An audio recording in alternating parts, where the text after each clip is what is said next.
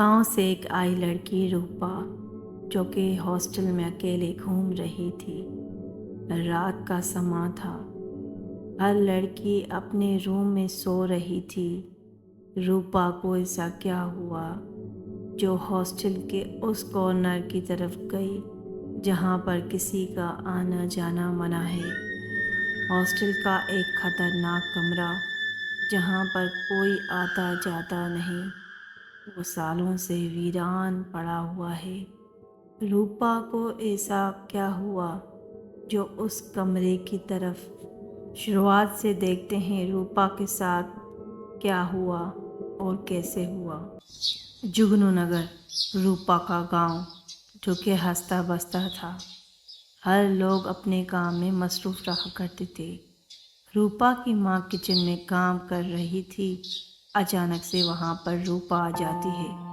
माँ, क्या आपको मेरी मदद चाहिए? कुछ काम मुझे भी दे दो। रूपा बेटा, मैं खुद काम कर लूंगी। तुम बस अपनी टेस्ट की तैयारी करो। तुम्हारा पिताजी और मेरी ख्वाहिश है कि तुम एक ऑफिसर बनो, इसलिए तुम काम को छोड़ो, अपनी टेस्ट की तैयारी करो। फिर रूपा ने कहा, माँ, मैं टेस्ट की तैयारी कर रही थी। अचानक से सोचा कि आपके साथ थोड़ा सा काम कर लूँ, क्योंकि आप भी सारा दिन काम करती रहती हैं। ठीक है माँ, मैं कॉलेज जा रही हूँ। आप अपना ख्याल रखना। रूपा ये कहकर वहाँ से चली गई और अपनी कॉलेज की तरफ पढ़ने के लिए चली गई। कॉलेज के बाद जैसे ही रूपा अपने घर वापस आती है तो खाना खाने लगती है अपने पिताजी के साथ। रूपा से अपना पिता कहने लगा, बेटा रूपा, तुम्हारी टेस्ट का क्या हुआ? कब होगी? रूपा अपने पिताजी से कहने लगी, पिताजी, मेरी टेस्ट बहुत नज़दीक है और मैंने बहुत खूब तैयारी की हुई है। आप देखना, मैं पास हो जाऊंगी और आपका और माँ जी का सपना भी पूरा करूंगी। मैं एक ऑफिसर बन जाऊंगी। बेटा रूपा, मेरा सपना है कि तुम हमारी गांव की पहली ऑफिसर बनो। रूपा एक अच्छी लड़की थी और दिल की सच्ची थी। अपनी पढ़ाई के साथ अपने घर का काम भी करती रहती थी। रूपा बेटा, मैं ये काम खुद कर लूंगी, तुम बस अपनी पढ़ाई करो।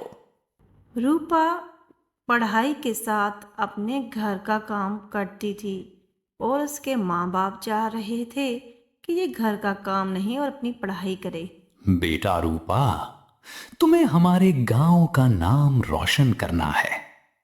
तुम्हें पहले नंबर पर आना है। जी जी पिताजी, मैं अपने गांव का नाम रोशन करूंगी। आप देखना। और मुझे पता है कि अपने गांव के लिए मुझे कितनी मेहनत करनी है। मैं अपने गांव के लिए बहुत मेहनत कर रही हूँ पिताजी। रूपा एक गरीब लड़की जो कि गांव में रहती थी, दिन रात मेहनत करती अपने माँ बाप का सपना पूरा करने और अपने गांव का नाम रोशन करने के लिए दिन रात पढ़ती थी। जैसे ही उसे टाइम मिलता वो सारा दिन अपने बुक्स निकाल कर अपने टेस्ट की तैयारी कर रही थी। फिर एक दिन वो पास हो गई। मुझे बहुत खुशी हुई बेटा रूपा कि तुम टेस्ट में पास हो गई। अब तुम शहर जाओगी और वहां पर पढ़ लिख कर ज्यादा ऑफिसर बन जाओगी। खुशी से रूपा अपने पिताजी को कहने लगी, जी जी पिताजी, अब मैं हॉस्टल जाकर और ज़्यादा पढ़ूंगी और देखना, ऑफिसर बन के अपने गांव के लिए तरक्की याफ्ता काम करवाऊंगी जो कि हमारे गांव को बहुत ज़रूरत है। और हमारे गांव में कितने गरीब लोग हैं, मुझे दुआ देंगे। हमारे दिल की ख्वाहिश पूरी हुई। तुमने हमारे गांव का नाम रोशन कर दिया बेटा। पर मैं आप दोनों के बिना हॉस्टल में कैसे रहूंगी? रूपा बेटा, हमें बहुत खुशी हुई। अब तुम हॉस्टल में रहोगी शहर में, हमें तुम्हारी बहुत याद आएगी, पर तुम्हारी याद हमें कामयाबी भी याद दिलाएगी। रूपा के माता पिताजी रूपा को बस स्टैंड पर छोड़ने के लिए आते हैं। और जब तक बस नहीं जाती बेचारे दोनों वहाँ पर खड़े होते हैं। जैसे ही बस चली जाती है वो अपने घर और काम की ओर चले जाते हैं।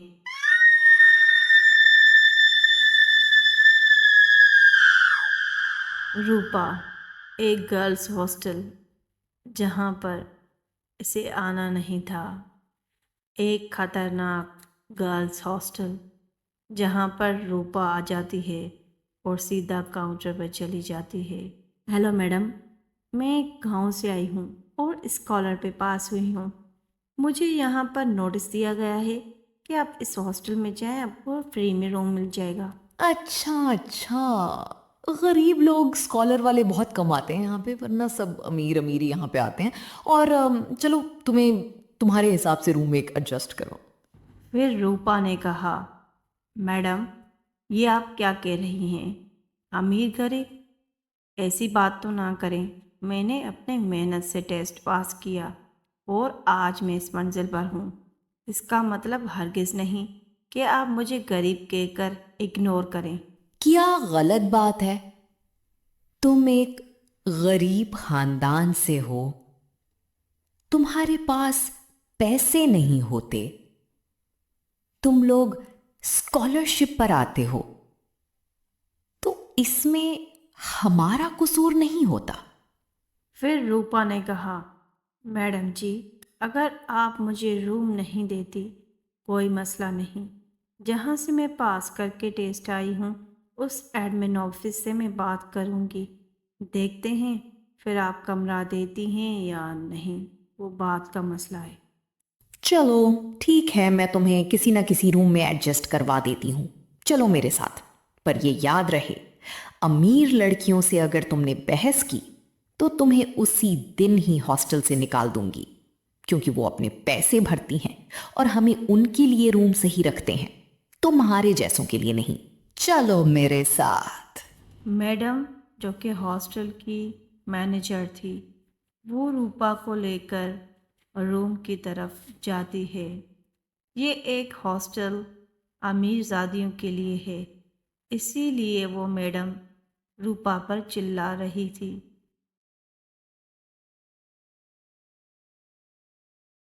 वो अकड़ी हुई मैडम रूपा को कहने लगी, तुम यहीं पर ठहरो, जब तक मैं न कहूँ अंदर रूम में मत आना।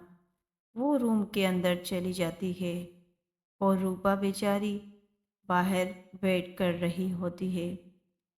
मैडम जैसे ही रूम में जाती है वहाँ पर पहले से दो लड़कियाँ मौजूद थी और उन दोनों को समझा रही थी कि एक गरीब लड़की जो कि स्कॉलर पे पास हुई है, तुम दोनों उसके साथ एडजस्ट करो।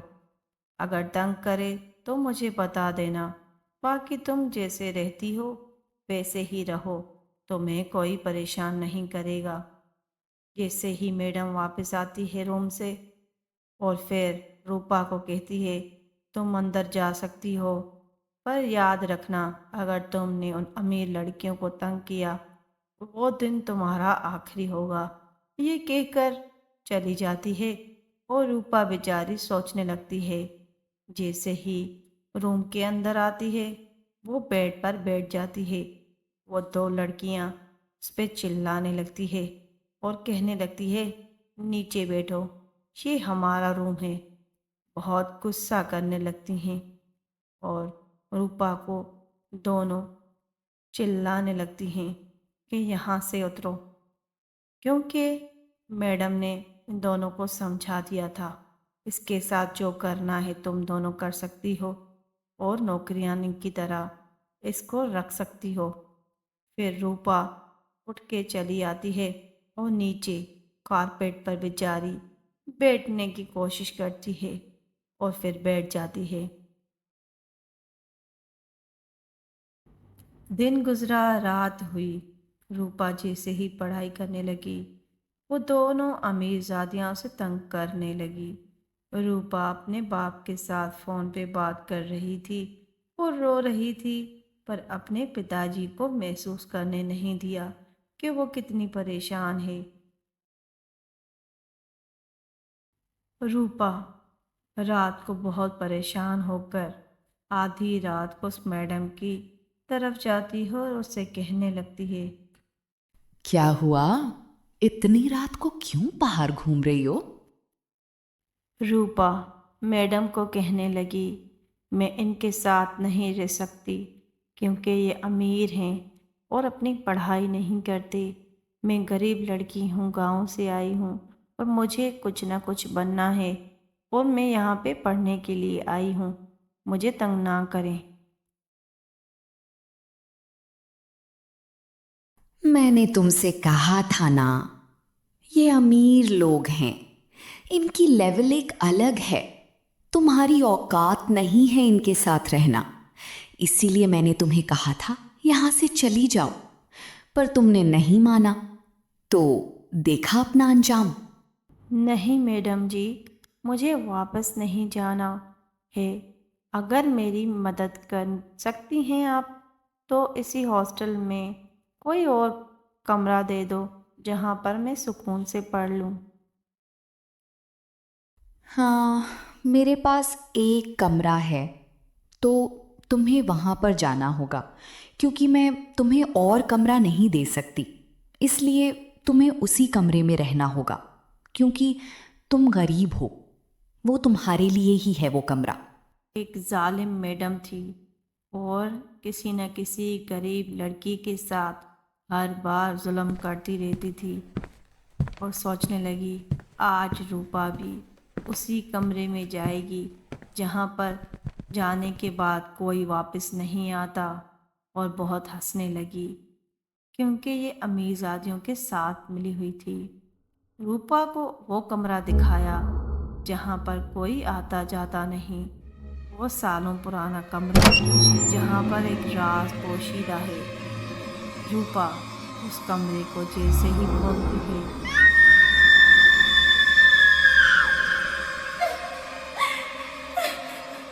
कौन है मेरे पीछे आगे घूम रहा है? मैं पहले ही बहुत परेशान हूँ। एक गरीब लड़की हूँ, गांव से आई, मैं पढ़ना चाहती हूँ। मुझे क्या मालूम था यहाँ के लोग मुझे परेशान करेंगे, और मैडम ने भी ज़बरदस्ती यहाँ भेज दिया। मेरी तरफ देखो, मैं एक सपना हूँ जो कि गांव से आई थी। तुम्हारी तरह मेरा भी एक ख्वाब था कि पढ़ लिख कर अपने गांव का नाम रोशन करूं। सालों से पुराना राज इस कमरे में छुपा हुआ था। इसी मैडम ने सपना के साथ भी यही जुल्म किया जो आज रूपा के साथ किया।